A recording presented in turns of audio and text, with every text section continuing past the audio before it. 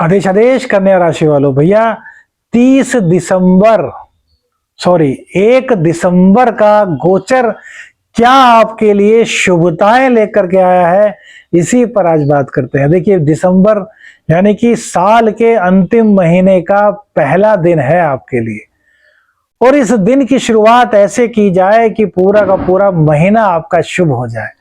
पूरे महीने आपको कोई दिक्कत ना हो, पूरे महीने की शुभता, धन, सौभाग्य, संपत्ति सब आपके पास पूरे महीने आती रहे, किसी प्रकार की टेंशन आपको ना हो।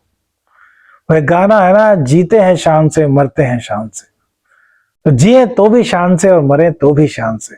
तो यही सीक्रेट आज पहले दिन आपको पूरे महीने का हम बताएंगे कि वो क्या उपाय है जिसके द्वारा पूरे महीने आपको पॉजिटिव ऊर्जा मिलती रहेगी। आपके जो नेगेटिव इफेक्ट ग्रहों के द्वारा आपकी कुंडली में प्रदान किए जा रहे हैं वो किस प्रकार से दूर होंगे।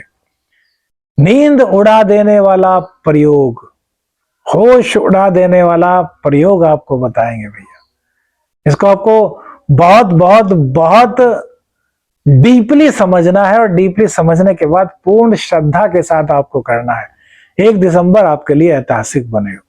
सबसे पहले बात करते हैं आज के राशिफल की। देखिए जो आज जो चंद्रदेव होंगे वो शनिदेव के नक्षत्र से गोचर करेंगे। तो शनिदेव इनसे चतुर्थ हैं, चंद्रमा से चतुर्थ शनिदेव रहेंगे।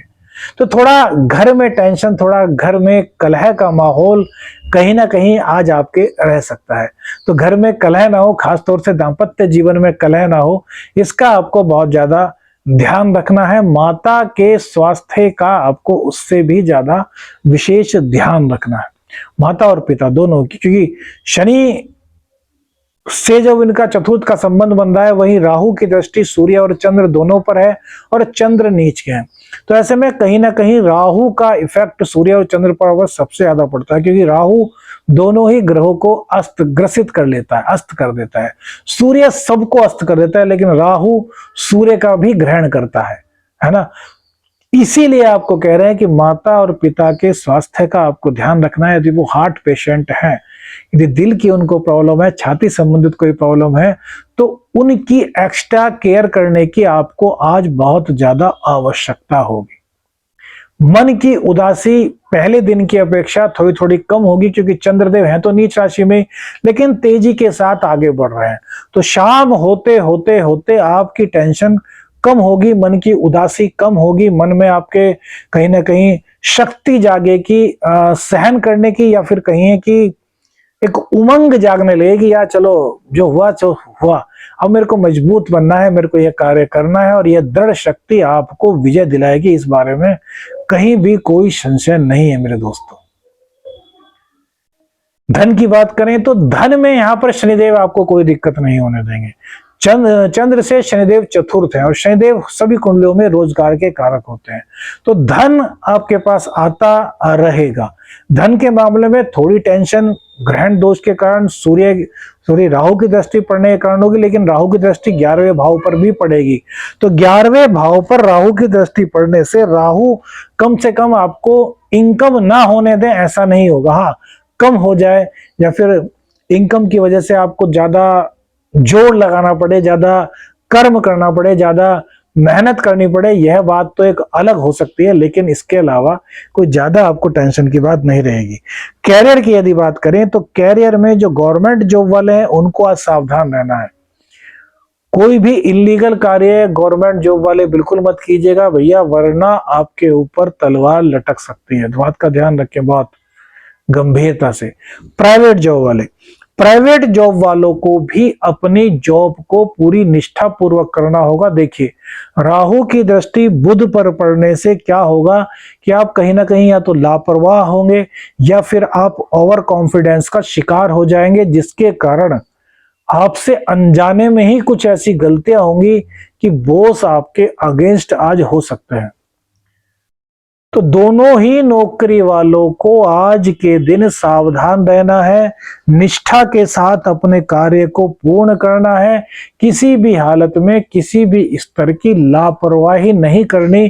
किसी भी तरह के इनलीगल कार्य में नहीं पड़ना, किसी भी तरह के इनलीगल व्यक्ति के संपर्क में नहीं रहना, क्योंकि हमने कभी कभी देखा है कि जो ऐसे लोगों के संगत में रहते हैं वो भी कहीं ना कहीं फंस जाते हैं, और राहु यही कार्य करता है, ऐसी जगह आपको फंसा देता है जहां आपको उम्मीद भी नहीं होती, जहां आपकी गलती भी नहीं होती। तो प्लीज सावधान रहें, सुरक्षित रहें। अब कैरियर, यानी कि सॉरी कैरियर हमने बताया, बिजनेस। देखिए बिजनेस की जो स्थिति है वो नौकरी पेशा लोगों से थोड़ी सी आज अच्छी रहने वाली है, क्योंकि बिजनेस में हम स्वयं मालिक होते हैं, है ना। नौकरी में तो हमारे बॉस हो गए, हमारे ऊपर कई बॉस होते हैं, मैनेजर्स वगैरह, बहुत सारी एक चैन होती है ना। हम एक चैन के अंतर्गत कार्य करते हैं, एक से बड़ा एक, उससे नीचे एक, तो ऐसे ही बहुत सारा चैन सिस्टम है। लेकिन बिजनेस में हम स्वयं मालिक होते हैं ना। तो बिजनेस में आपकी तरक्की तो दिखाई दे रही है, लेकिन यहां भी राहु की दृष्टि पड़ेगी। तो पॉलिसीज को अपने इंप्लीमेंट करने के लिए, फॉर एग्जांपल आप क्लाइंट्स को सेटिस्फाई करने के लिए कुछ भी ऐसा गलत मत बोलिए जिससे कि अन्य ग्राहकों पर भी आपका दुष्प्रभाव पड़ सके। जैसे हमारा कहने का मतलब समझिए, दो तीन ग्राहक आपके दुकान पर बैठे हैं, आपने कोई चीज उनको दिखाई, अब आपने एक ग्राहक को लुभाने के लिए कि यार कुछ तो इनकम होगी, उसको छूट दे दी, आपने देनी थी 10 की, आपने दे दी 20 की, वो चला गया। अब जो बाकी के दो ग्राहक हैं वो भी तो 20-20% लेंगे ना। तो एक समान पॉलिसी सबके लिए रखें तो आपको लाभ होगा। एक ही कोई कस्टमर बैठा है तब ऐसा कर सकते हैं, वो भी तब जब आपका कार्य बिल्कुल ही ना चल रहा हो।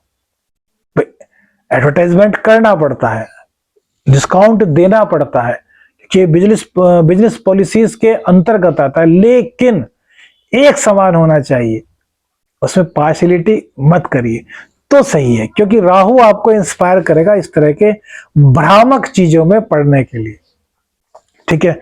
अब इसके बाद आते हैं प्रेम संबंधों में।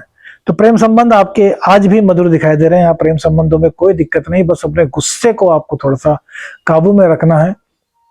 पेट संबंधित दिक्कतें आपको हो सकती हैं, एसिडिटी, पेट में जलन या फिर मरोड़, इस तरह की कहीं ना कहीं कुछ दिक्कतें आपको दिखाई देंगी। वाणी आपकी कड़ी हो सकती है, तो वाणी पर आपको नियंत्रण रख करके चलना है, वाणी को बिल्कुल भी आपको खराब नहीं होने देना। इसके बाद मंगल और शनि एक साथ, इनकी दृष्टियां छठे भाव पर पड़ रही है, तो रोग रिपू ऋण के लिए तो बहुत अच्छा है, सब रोगों को आप खत्म करेंगे, ऋण को खत्म करेंगे, शत्रुओं पर भी आप भारी पड़ेंगे। लेकिन एक चीज का आपको ध्यान रखना है, क्या, वाहन चलाते समय आपको सावधानी रखनी है। बिल्कुल भी भैया लापरवाह होकर के वाहन बिल्कुल मत चलाइएगा। ग्रहण दोष, ऊपर से अमावस्या योग, तो ये सब चीजें आपको कहीं ना कहीं विचलित कर सकती हैं, और तेज स्पीड बिल्कुल मत रखिएगा। और भैया ड्रिंक आदि करके तो वाहन हाथ में लेने की सोचिएगा भी मत, दिक्कत हो सकती है।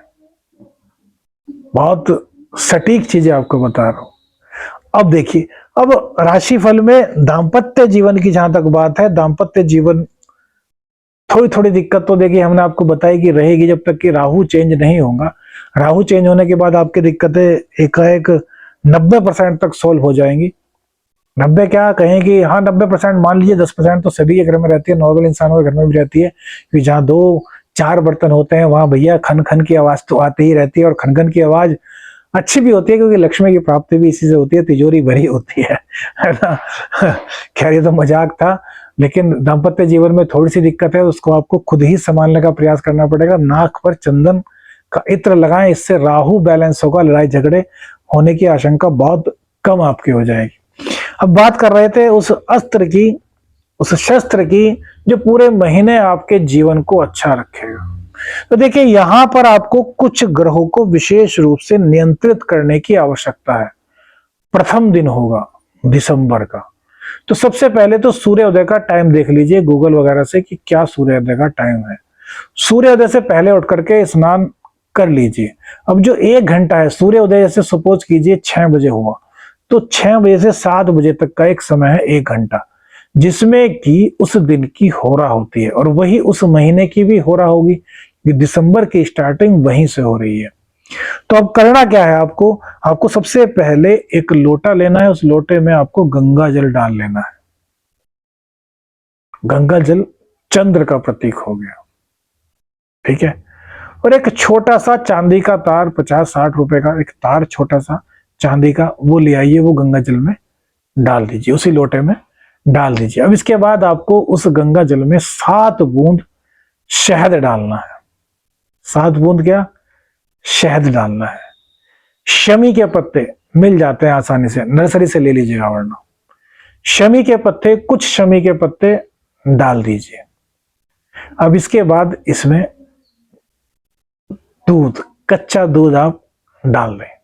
कच्चा दूध डालने के बाद आपको इसमें हल्की सी रोली, कितनी, तो सिर्फ 1 छुटकी रोली इसमें डाल देनी है। और दुबड़ा घास, जो कि हरी घास होती है, जो ग्रीन ग्रास होती है, वो थोड़ी सी घास धो करके डाल दीजिए।